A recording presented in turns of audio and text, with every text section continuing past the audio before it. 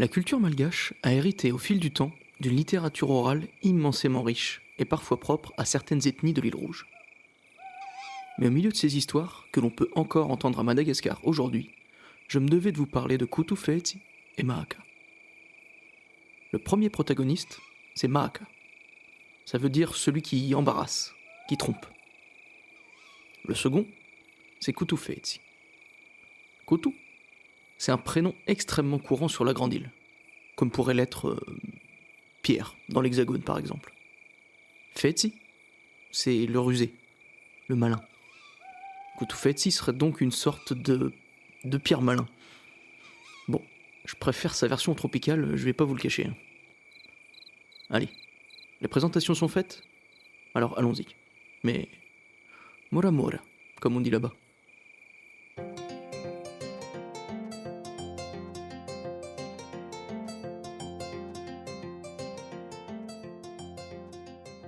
Pour cette première histoire, je vous emmène au centre de Madagascar, dans un marché de l'ancien district du Vonizongo. Au détour d'une étale, Mahaka croise la route de Kutufetsi pour la première fois. Où est-ce que tu vas comme ça, mon ami? Moi, je vais vendre ce coq sur le marché. Et toi alors? Qu'est-ce que tu fais là? Eh bien, tu vois cette bêche? Je m'apprêtais à la vendre. Ou à l'échanger. Alors puis-je te proposer de troquer mon coq contre ta bêche? Parfait. Marché conclu. Coq et bêche, tous deux enfermés dans leur panier, firent la route jusqu'à chez leur nouveau propriétaire. Mahaka, en ouvrant son panier, vit s'envoler un corbeau gâteux. Kutufetsi, de son côté, eut la désagréable surprise de découvrir une bêche faite d'argile. Nos deux compères, qui avaient eu l'idée de se tromper l'un l'autre, se mirent à se rechercher pour se lier par le serment du sang.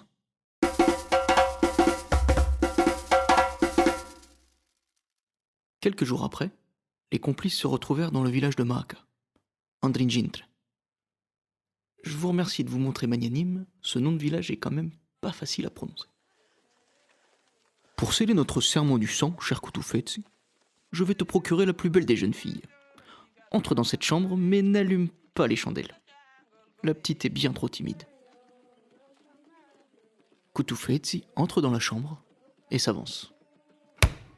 Aïe! Ramatoa! Mais qu'est-ce qui t'arrive là? Laisse-moi t'embrasser enfin! Kutufetsi a enfin compris.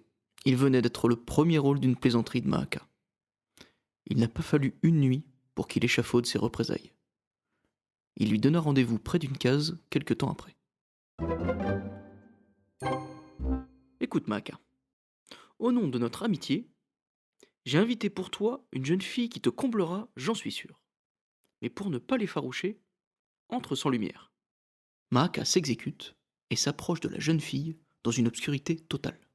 Et toi, je te conseille de reculer si tu veux pas retrouver ma machette entre ta tête et tes épaules. Aïe aïe aïe. Mahaka reconnut immédiatement sa sœur, et il fit la promesse de se venger à son tour. Vous aussi, hein? Vous le sentez? Ça va mal finir.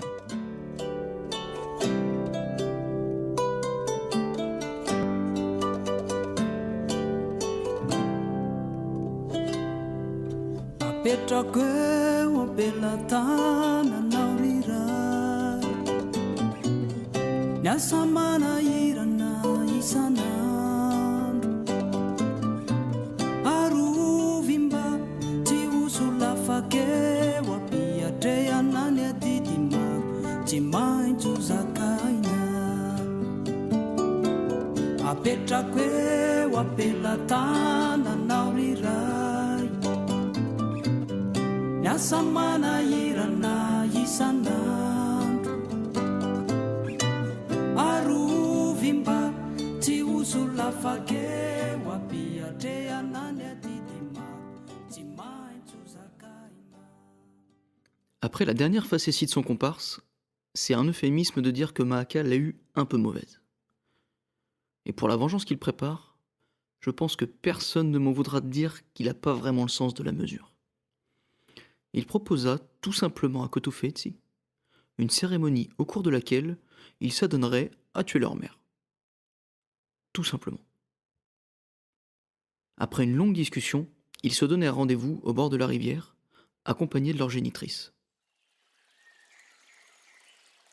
Mahaka saisit les cheveux de sa mère et crie : « Chers amis de la vallée, priez, car nous allons exécuter nos mères !» Après un grand geste de la main, le sang se mit à teinter de pourpre les eaux vives en aval où se trouvait Kotofetsi, qu'il l'imita aussitôt.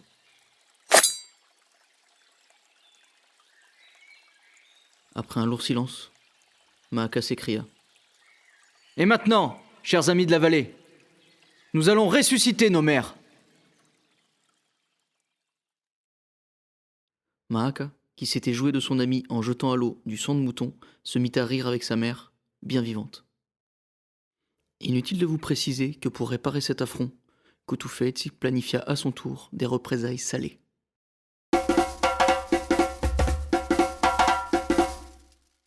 Un jour, dans son potager cerné par les hautes herbes, la mère de Mahaka cueillait des patates douces pour le repas du soir. Kotofetsi en profita pour aller chercher son acolyte. « Mahaka, un sanglier est en train de dévaster tes cultures. Prends une sagaie, tu parviendras sûrement à l'atteindre en rampant dans les herbes. » En bon chasseur, il saisit son arme et se mit en chemin.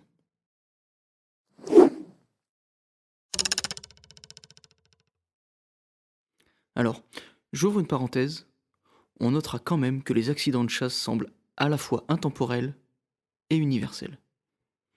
Ceci étant dit, revenons à notre histoire. J'en étais où déjà ? Ah oui. En bon chasseur, il saisit son arme et se mit en chemin.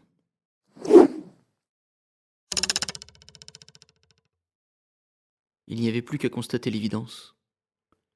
Il n'avait plus de mère, ni l'un, ni l'autre.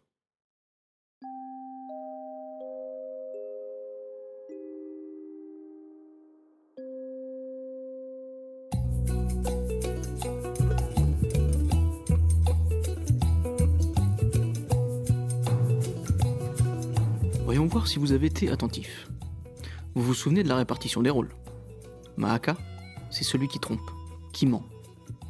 Eh bien, c'est maintenant qu'il va falloir mettre à profit tout ce talent. La coutume veut ici que la famille d'un défunt offre le repas aux convives. Et les convives, à Madagascar, ils sont nombreux. Mahaka, n'ayant ni argent, ni bœuf pour satisfaire ses hôtes, eut une idée macabre.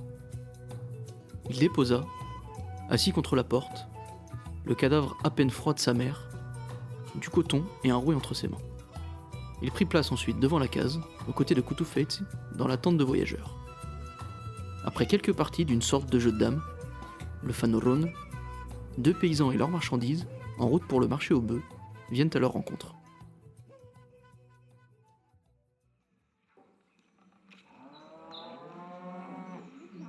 Bonjour à vous, messieurs. Et pardon pour le dérangement, mais pouvons-nous profiter de votre case pour faire cuire notre riz ? Eh, bien entendu !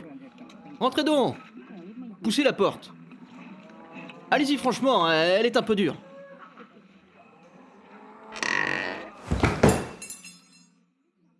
Évidemment, le cadavre s'écroula de tout son long aux pieds des deux paysans pétrifiés. Mahaka prit immédiatement le village à témoin. C'est une honte ! Cette femme était bien vivante et en bonne santé quand Kotofetsi et moi-même avons quitté la pièce. Regardez ses mains. Vous voyez bien qu'elle était en train de filer comme à son habitude. Vie pour vie. Il faut que ces deux étrangers meurent aussi. Devant ces deux croquants profondément transis par la peur, Mahaka, soutenu par les notables du village, fit mine de se montrer clément. Il leur proposa une alternative.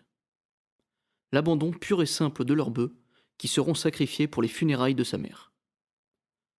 Un choix naturellement vite adopté par les accusés. La vie est bien douce sur cette île, et on y regarde à 2 fois avant de la quitter.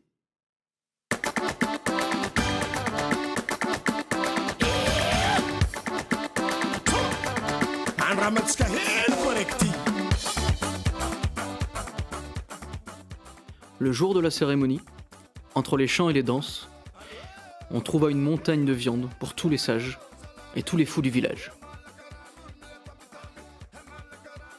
La malheureuse a décidément mis au monde un homme bien habile.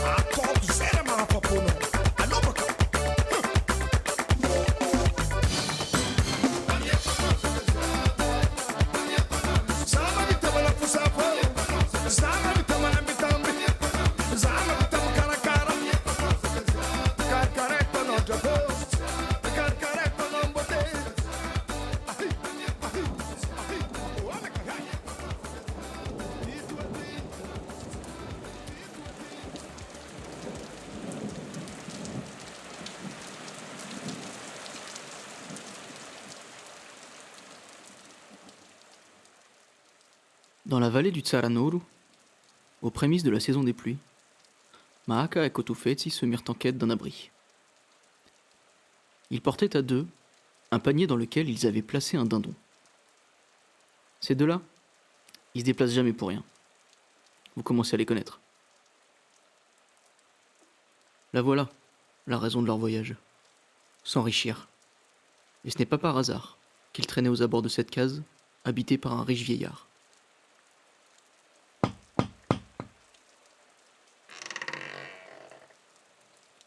Manandramana et Fandraso, nous étions dans le coin et... Pouvez-vous nous abriter le temps que passe ce gros temps ? Le vieil homme accepta avec bienveillance.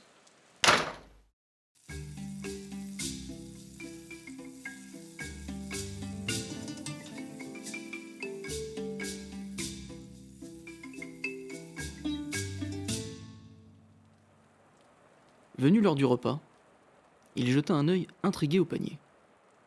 « Pourquoi transportez-vous un dindon jusqu'ici, mes amis ?»« C'est une demande du roi. Il veut nous acheter cet oiseau qui pond de l'argent et des perles. »« Un oiseau qui pond de l'argent ? Vous pouvez me le montrer ? Ce serait ridicule de faire tout ce voyage pour vendre ce prodige. Que ce soit le roi ou moi qui vous l'achète, l'argent aura, pour vous, la même saveur. Il faut simplement que nous nous entendions sur le prix. Mais enfin, le roi sera furieux d'apprendre que l'oiseau qui pond des trésors a disparu. » L'aïeul promit d'offrir une somme colossale aux deux comparses s'ils voyaient la volaille pondre devant ses yeux. Après un regard complice, Mahaka se saisit de l'oiseau. Il le leva haut dans les airs et se mit à incanter. « Oiseau d'argent, oiseau de perles, voilà quelqu'un qui te désire. » Le dindon se mit à battre des ailes et des morceaux d'argent tombèrent au sol. L'homme émerveillé proposa 10, 20, 50, 100 piastres pour se procurer cette merveille. « Alors, marché conclu. Vous êtes un homme sage et vous récupérerez bientôt votre argent grâce à cet oiseau. Vous devez savoir qu'il ne pondra plus ce soir. Mais il recommencera chaque jour, matin et soir, en respectant la formule que vous m'avez entendu prononcer. » Le lendemain, l'homme prit fermement le dindon et prononça l'enchantement. 1 fois, 2 fois, 5 fois, 20 fois. Il ne tombait plus rien. Il comprit que les pièces avaient été placées sous ses ailes par les deux escrocs et qu'il venait de dépenser 100 piastres pour un infâme oiseau qui ne valait rien. Mais à cette heure-ci, les deux canailles étaient déjà loin,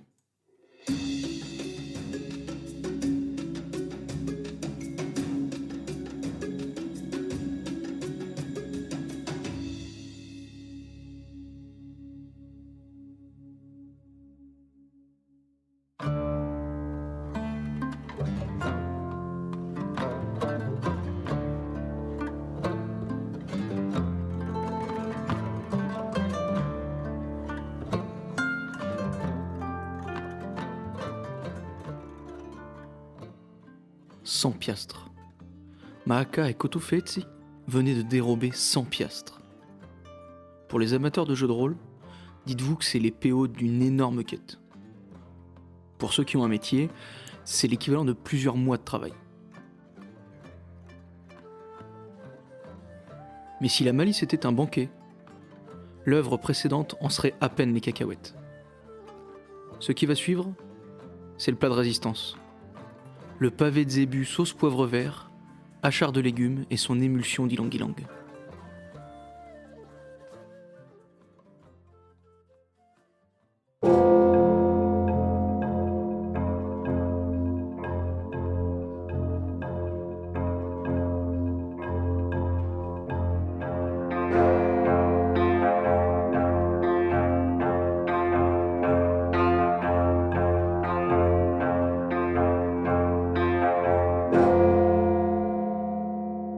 Au détour d'une rizière, Kutufetsi et Mahaka s'adressent à Andriam Bawaka, un paysan bien occupé à sa culture. Cher ami, vous avez encore beaucoup de travail. On peut vous aider si vous voulez. Eh bien les gars, c'est pas de refus. Vous voyez la case là plus haut sur la colline, près des cannes à sucre. Adressez-vous à ma femme et demandez-lui de vous donner des bêches. Je vais vous trouver à vous occuper, moi. Ils se rendirent d'un bon pas jusqu'à la case du paysan. Rafotsibe, Andriam Bawaka nous envoie vous demander 100 piastres. Vous dites n'importe quoi, il ne vous a jamais demandé ça. Comment ça? Venez avec nous. Votre mari vous le confirmera. Ils s'avancèrent de quelques pas jusqu'au seuil de la porte. Hé, Andriam Bawaka, elle veut pas nous les donner. Mais donne-leur enfin. C'est moi qui les ai envoyés. Tu peux leur donner. La femme interloquée retourna à l'intérieur et s'exécuta. Elle leur remit les 100 piastres, la mort dans l'âme, et les filous s'en retournèrent. De retour pour le repas du soir, Andriam Bawaka vit immédiatement le visage désabusé de sa femme. André, pourquoi m'as-tu fait remettre 100 piastres à ces deux hommes? Le paysan entra dans une colère noire. Mais enfin, tu me prends pour un fou de demander une chose pareille. Diki. Nous avons été trompés par ces chiens sauvages. Avec l'aide du village, il parvint à arrêter le soir même Kutufetsi et Mahaka. Bien ficelés dans une natte de raffia, ils furent placés près de l'étang où ils devaient être immergés au matin. Aux aurores, ils furent réveillés par une jeune bergère qui cherchait sa brebis tout autour du village. Niandriku? Niandriku?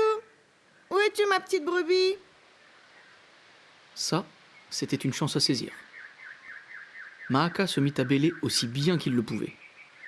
La bergère s'approcha et s'empressa d'ouvrir la natte. Les deux scélérats se saisirent de la femme et ils la glissèrent à l'intérieur du sac. Quelques minutes plus tard, ses plaintes et gémissements passèrent pour une énième tromperie des deux complices. Andriam Bawaka et les villageois précipitèrent la natte dans les tréfonds de l'étang.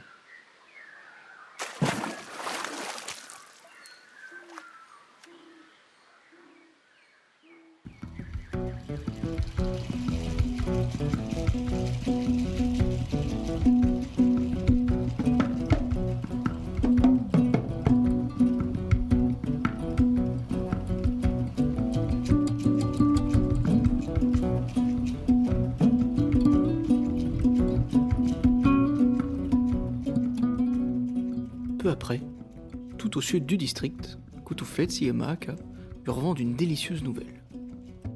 Un homme riche, très riche, venait de trépasser. Après avoir pris quelques renseignements précieux sur la fortune du défunt, ils trouvèrent où reposait le pauvre homme. L'un d'eux se glissa à l'intérieur du tombeau et se coucha aux côtés du cadavre.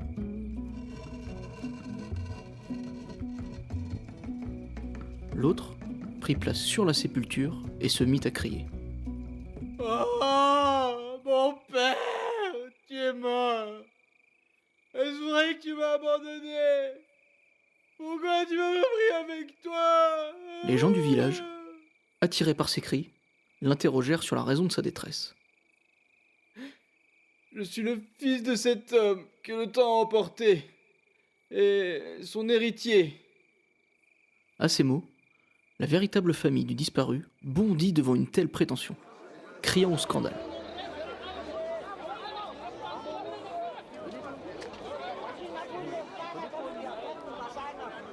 Koutoufetsi ajouta.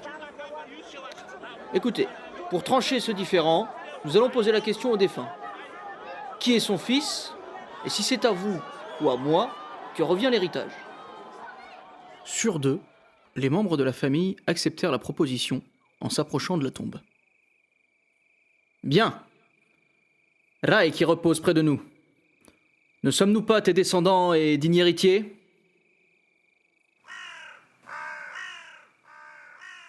Koutoufetsi reprit la même question, et une voix venue d'outre-tombe lui répondit aussitôt. Celui-là est mon héritier. Il est mon fils. Et la voix répondit à toutes les questions de Koutoufetsi et à aucune de la famille trompée. Comme il était convenu, il repartit avec l'ensemble des biens que possédait l'homme riche.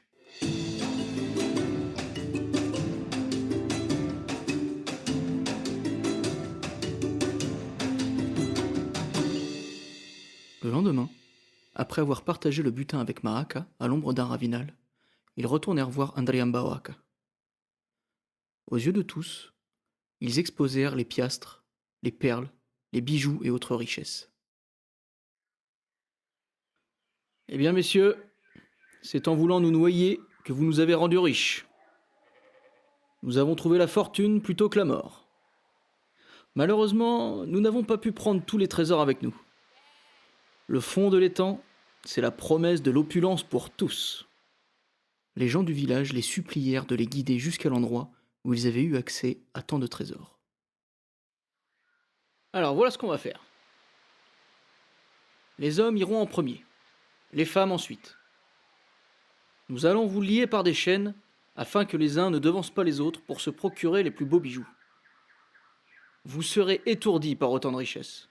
Le monde qui vous attend est une merveille. Les villageois, confiants, après les avoir vus revenir les mains pleines, prirent place les uns à côté des autres sur la rive.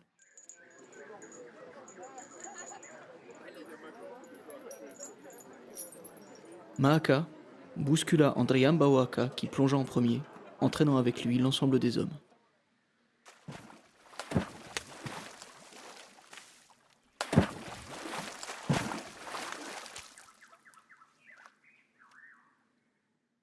Après avoir annoncé aux femmes du village la douloureuse nouvelle que leurs hommes ne reviendraient pas, les deux fourbes n'avaient plus qu'à profiter de tous les biens abandonnés par leurs crédules propriétaires.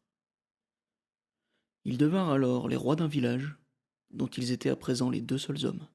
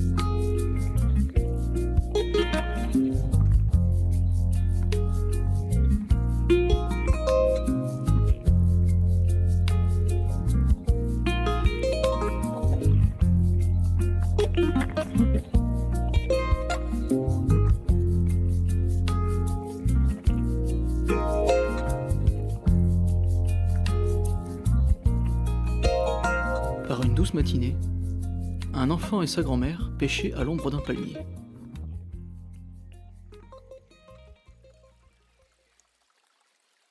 Nibé, quand est-ce qu'on rentre? On a assez de poissons? Il nous faut un peu plus de poissons pour nous nourrir. Il faut que tu apprennes que la patience est un trésor. De passage, Koutoufetsi et Mahaka, en quête d'esclaves pour satisfaire leur nouvelle vie impériale, se saisirent de l'un et de l'autre. Nénibé, t'avais dit de rentrer. Pourquoi tu m'as pas écouté? Je t'ai déjà expliqué, Zazabé. La patience est un trésor. Mahaka, agacée par tant de marches et d'absurdités, les confia à Kutufetsi. Allez, emmène-les chez eux et fais-leur préparer le repas. Moi je reste ici pêcher encore quelques poissons et je vous rejoins vite.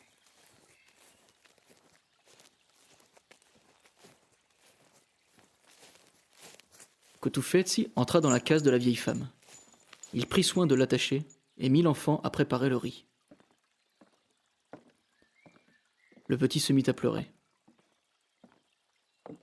Sa grand-mère lui fit un signe rassurant de la tête et lui dit en souriant. Sois patient, Zazabé. Fais ce qu'il te demande. Tout ira bien, tu verras. La vie éduqua nos odieux héros d'une étrange manière, à tel point que les richesses, si éclatantes soient-elles, si nombreuses soient-elles, ne parvenaient pas à combler leurs mains avides. Kutufetsi se redressa sèchement. Montre-moi la part que tu as préparée pour Mahaka. Les larmes ruisselantes, l'enfant leva lentement sa main pour lui indiquer le plat. Kutufetsi y glissa un poison mortel. Oh, dit Mafati. C'est à moi que vous appartenez maintenant. Et à moi seul.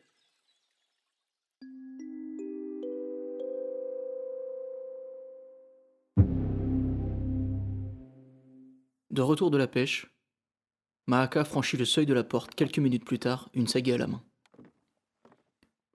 Il prit un pas d'élan et toucha mortellement son comparse qui s'effondra, avant de s'écrier. Eh bien maintenant, c'est à moi que vous appartenez. Et à moi seul.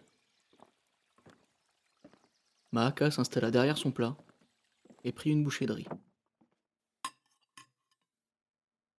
Ce fut sa dernière.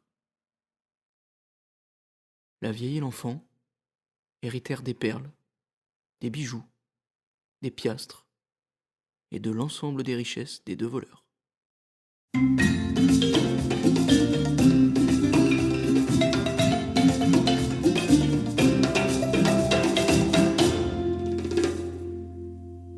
Alors, Zazabé, as-tu appris quelque chose aujourd'hui?